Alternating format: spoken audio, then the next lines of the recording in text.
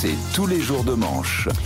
Et Arnaud de Manche est avec nous. Salut Arnaud. Oui, bonjour. Salut Arnaud, bonjour à il tous. est venu avec son chandail. Ouais, oui, son gros pull. mon beau pull d'hiver. C'est d'où pourtant aujourd'hui? Géraldine nous l'a dit, vous auriez dû... Oui, mais moi je monte en Belgique tout à l'heure. Il va faire un peu frais. C'est vrai que ça, oui. Je vais jouer en Belgique ce soir. Alors, Apolline, aujourd'hui on va parler d'un sujet qui concerne nos auditeurs. On cause pognon.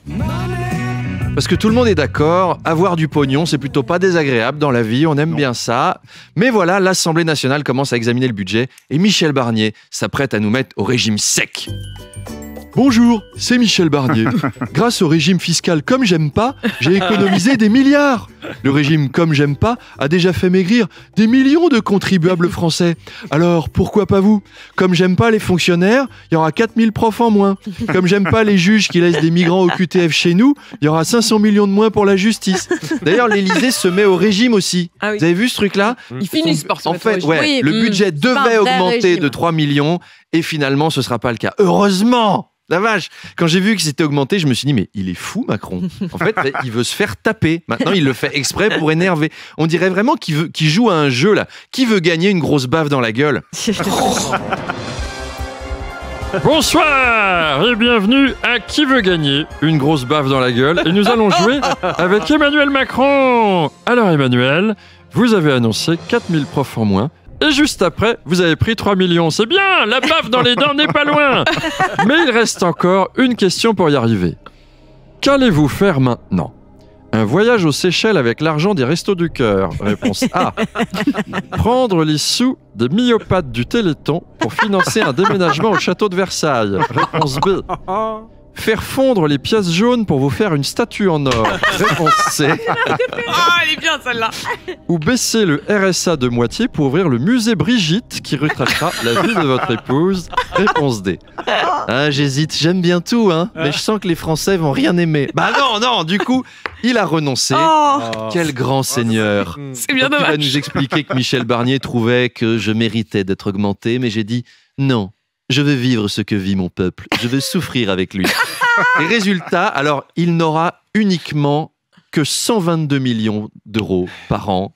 Mon Dieu, dur. comment il va faire pour survivre?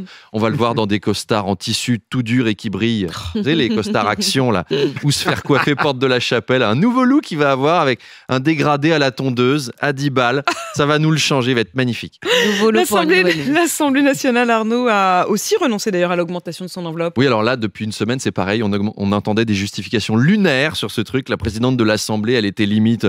Mais vous savez, c'est beaucoup de travail de voter des amendements pour geler les pensions. C'est beaucoup de taf pour supprimer des profs. Parfois, on bosse de nuit pour couper dans les services publics. Bah oui, les députés ne comptent pas leurs heures pour faire baisser votre niveau de vie. Et ça valait bien une grosse augmentation. Les Macron qui visiteront aujourd'hui le château de Chantilly Oui. avec le couple royal de Belgique, Ah. le roi Ouais. Philippe et la reine Mathilde. Oui, bah ils sont toujours en visite chez nous, vous vous souvenez. Donc, on part à Chantilly.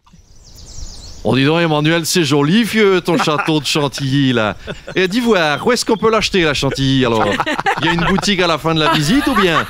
Philippe, s'il te plaît, essaye de te tenir un minimum. Allez, Mathilde, c'est juste qu'à côté de chez nous, il y a le palais de la gaufre. Dedans, tu peux acheter des gaufres, quoi. Alors, acheter de la Chantilly au château de Chantilly, c'est pas absurde, je suis désolé. Les vieux meubles et les tapisseries, ça va bien 5 minutes. Philippe, s'il te plaît, Monsieur Macron prend de son temps pour nous faire visiter un bon monument. Ouais, il prend de son temps. Faut rien exagérer, Mathilde, il a que ça à faire de la journée depuis qu'il a perdu les élections. Hein, Emmanuel, t'es pas très occupé? Oui. Dites, il est à quelle heure votre train ce soir pour rentrer chez vous? Faudrait pas le louper. Bon, justement, on se disait, vous étiez tellement sympathique avec votre dame, on allait bien rester quelques jours de plus. C'est rare, hein, de trouver un autre couple de retraités avec qui faire des activités. Ça vous dirait pas d'aller à Disney tout à l'heure une fois? Non, je suis désolé, on n'a pas le temps. Puis tout à l'heure, on a rendez-vous pour parler des énergies renouvelables. Vous savez, la biomasse, les nouveaux gaz. Bon, ça je connais, Emmanuel. T'en veux un de gaz renouvelable? Tire sur mon doigt. Philippe, s'il te plaît. Monsieur est président de la République. Allez, courage, Emmanuel.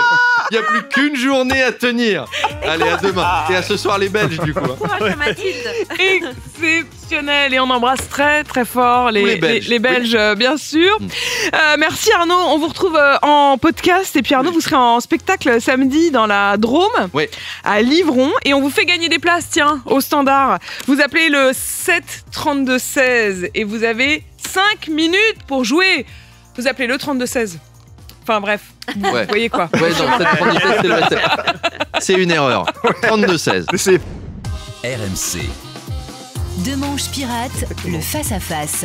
Et mon invité à 8h30 tout à l'heure a été ministre de l'Intérieur et a été ensuite Premier ministre, c'est Manuel Valls.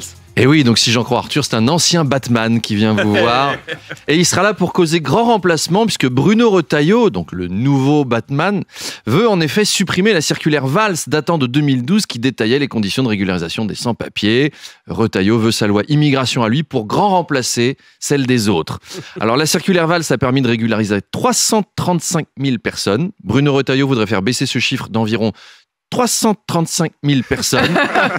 C'est le Charles Martel de Beauvau, lui, qui repousse les Arabes à Orly.